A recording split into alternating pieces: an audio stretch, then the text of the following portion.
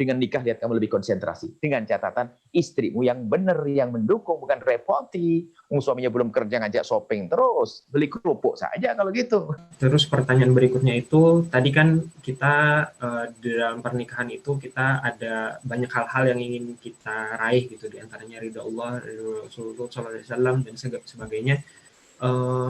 Tapi di balik itu apakah ada kekurangan juga dalam menikah itu ya? Apakah beban-beban dalam menikah itu seperti apa? Apa yang harus diketahui gitu Bu ya?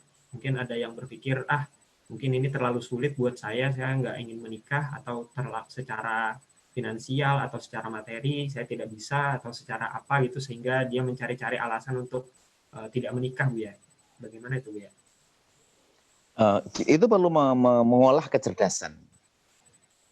Jadi orang cerdas itu akan mudah diajak berpikir tentang, mohon maaf, ada orang kelihatan cerdas, dia mungkin kamlot ya, akan tapi tidak cerdas di dalam memahami yang demikian ini. Jadi begini, masalah pernikahan coba. Sekarang kami sering bertanya, atau begini, kalau berapa sih harganya kemesraan? Bagi yang ngerti kemesraan. Keindahan dalam suami istri misalnya. Mahal harganya. Ya kan?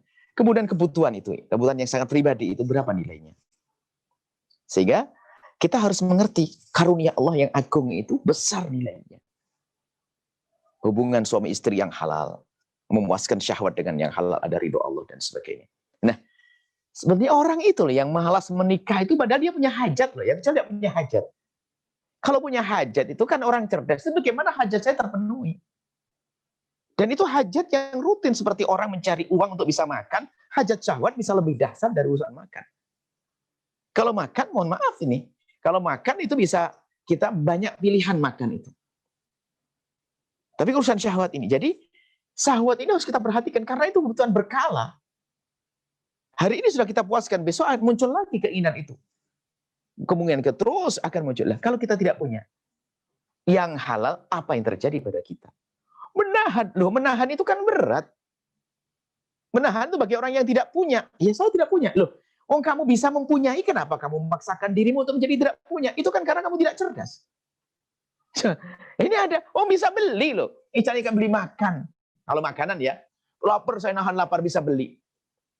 Untuk memenuhi kebutuhan makan saya, tapi kan hanya kelas rujak ulek. Saya hobi rujak ulek, saya jadi timur. Kelasnya anak kelas pakai kerupuk. Tidak apa-apa makan nasi putih, pakai kerupuk terpenuhi.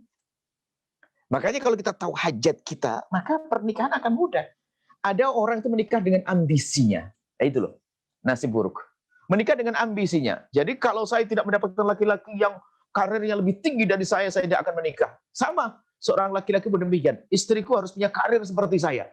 Jadi yang ngatur adalah hawa nafsunya, sehingga susah mendapatkan pasangan.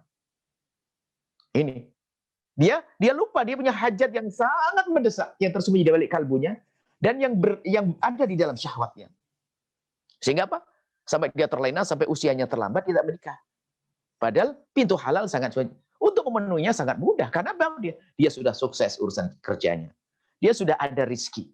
Cuman karena dia punya ambisi, dia menikah terlambat.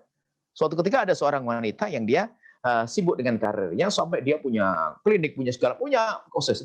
Tiba-tiba sudah dikagetkan dengan usianya di umur 36 tahun. Kaget ngadep pada kami, akhirnya kami beri gambaran. Kamu pengen hidup seperti apa sih? Hidupmu kayak apa?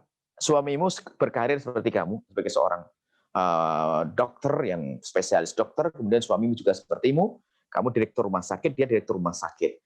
Jam 5 pagi pergi ke kantor masing-masing, pulang jam 8 malam, jam 7 malam. Belum lagi nanti suamimu operasi terlambat ini.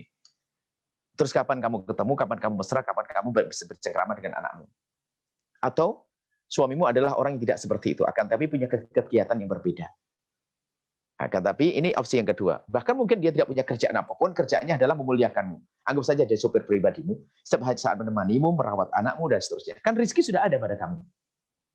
Dikasih tempo 3 hari, tatanya apa? Setelah kita cerita panjang lebar, setelah 3 hari dia memutuskan, Buya, saya lebih cenderung kepada yang kedua saja. Saya ingin kemana-mana didampingi oleh suami saya dan alangkah indahnya. Betul, setelah itu kita carikan seorang sarjana yang bisa jadi ngerti komputer saja, yang bisa paling tidak bisa ya tidak terlalu ketinggalan amat, dengan fisik yang cukup dan sebagainya, menikah. Setelah itu apa? Dia menjadi wanita yang sangat terhormat. Kenapa? Pulang pergi dijemput sama suaminya. Jadi kemana-mana ditemani sama suaminya. Akhirnya setelah itu suaminya malah buka usaha yang selama ini tidak pernah diduga-duga dan berjalan semuanya. Artinya apa? Kadang orang itu tidak menemukan jodoh karena dia telah dituntut oleh ambisinya.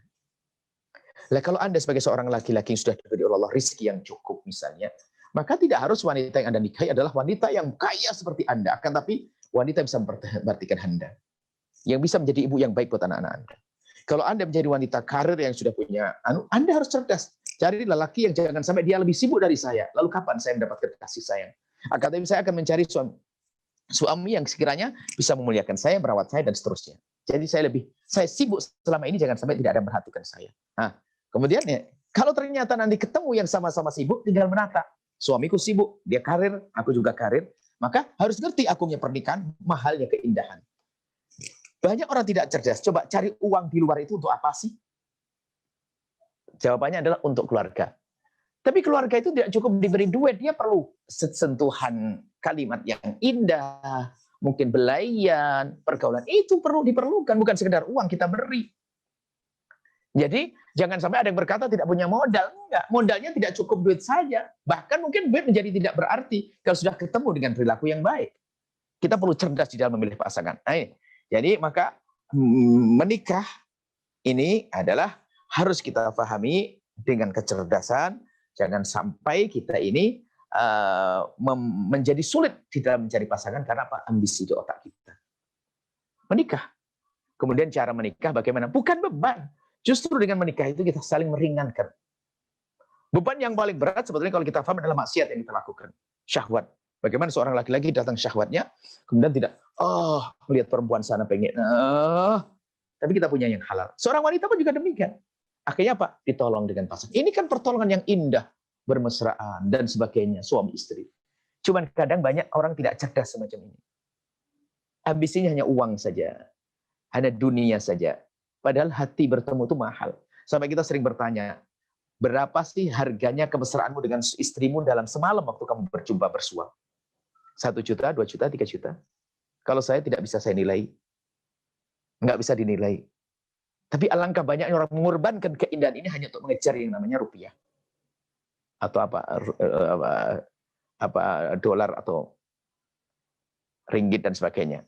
Nah ini, maka yang perlu nanti kami sampaikan kepada siapapun, permudahlah pernikahan. Adapun masalah urusan mungkin yang masih sekolah dan sebagainya, ini kalau kita sendiri mengukur orang lain sama dengan kita yang jelek, maka nggak akan ketemu jodoh. Misalnya, karena kita itu selalu kalau ingin menikah, karena kita ingin mendapatkan manfaat dari pasangan. Maka di dalam benak kita pun berarti dia harus memanfaatkan saya.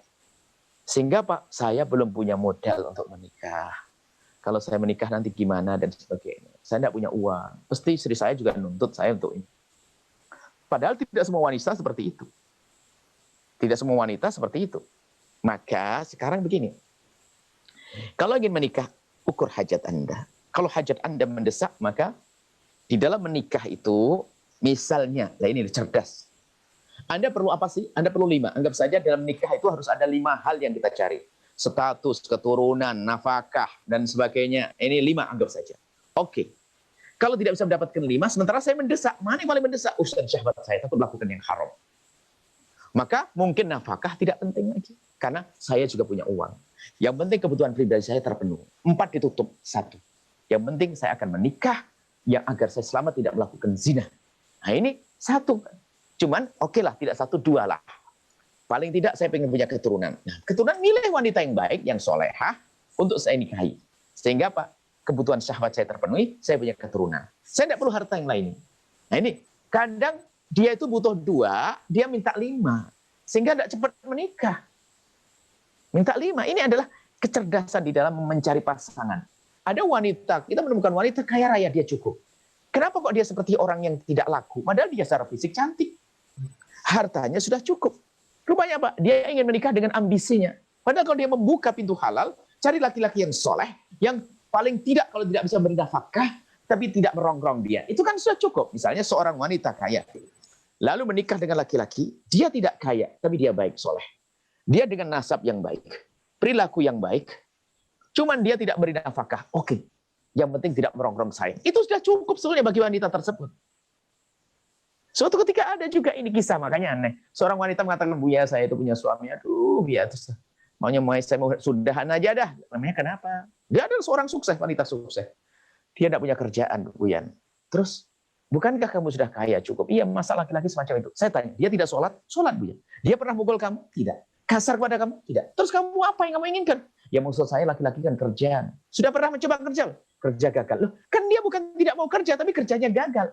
Coba kamu berpikir yang cerdas. Oh, dia tidak tidak merongrong uangmu. Dia mengambil sama-sama janda sebelumnya ini. Dia pernah mengambil duitmu? Tidak. Untuk anak-anaknya? Enggak juga. Ya sudah. Kebutuhan pribadimu terpenuhi? Sudah, kan cukup. Akhirnya setelah berpikir panjang, iya betul juga, Bu ya. Kenapa kok saya seperti itu?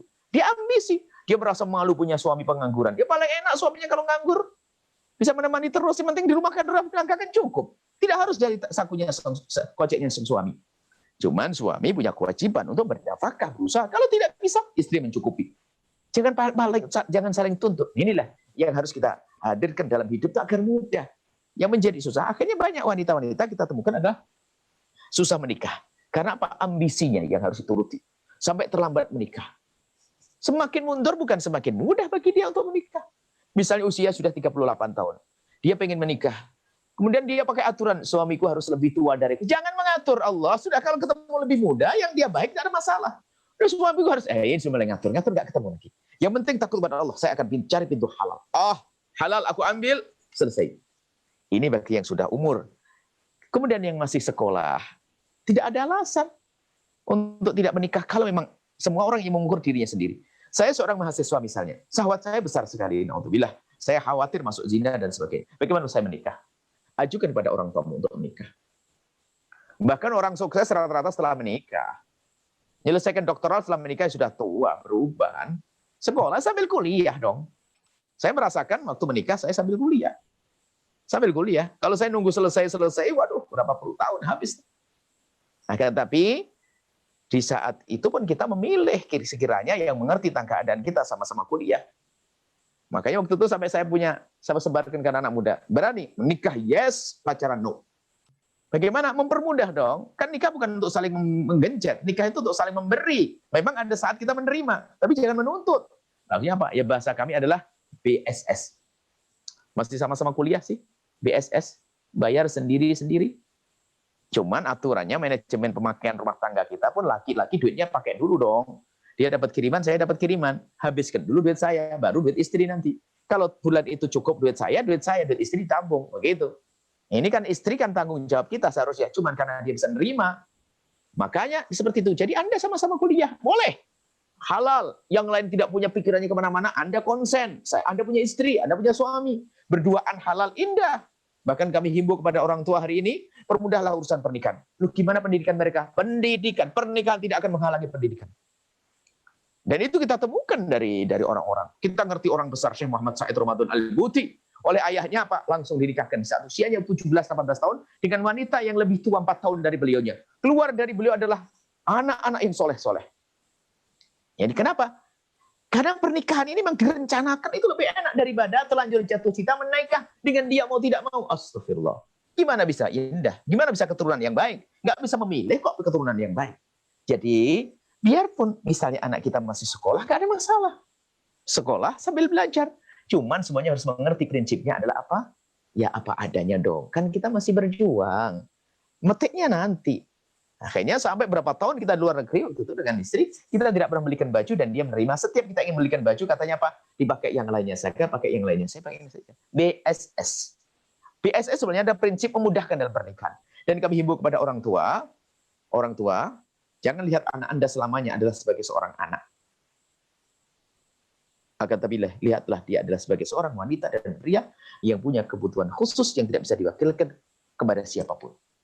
Ini sering orang tua menganggap anaknya sebagai anak saja. Sehingga enggak kuliah dulu, nak, jangan nikah, jangan. Akhirnya anak itu betul melanjutkan kuliahnya sampai selesai, gelarnya double. Sarjana ekonomi plus pezina, orang tuanya dosa. Maka kami menghimbau mudahkan pernikahan. Bagaimana agar anak saya setelah menikah tetap lancar belajar? Yaitu milih pasangannya dari besan yang mengerti, bisa saling mendukung. Adapun untuk tidak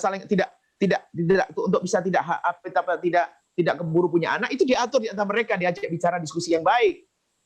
Seperti halnya pezina-pezina kan di luar itu kan dia bisa menjaga kehamilan dengan cara macam-macam. Bagaimana dengan yang halal saja kita tidak bisa? Kita perlu membuka pintu halal di hari ini, di hari yang media-media Masya Allah luar biasa. Anda mungkin yang punya anak-anak yang sudah gede, paling tidak seumur kami. Yang punya anak sudah kuliah, Anda seumur saya. Bagaimana keadaan kita zaman dulu di Indonesia Raya? Di zaman itu, yang ada TVRI saja. Nggak ada film TVRI film yang menyeramkan. Ada film paling film akhir pekan. Itu pun kita sudah ngantuk jarang nonton. Yang punya televisi hanya Pak Lurah saja. Film siangnya, kalau siangnya mungkin ya, nggak ada acara palingnya. Tapi hari ini syahwat dibangkit, digugah setiap saat. Kenapa kita jadi orang tua mempersulit pernikahan? Dan kenapa kita menjadi seorang anak kok tidak pernah berpikir kepada yang halal?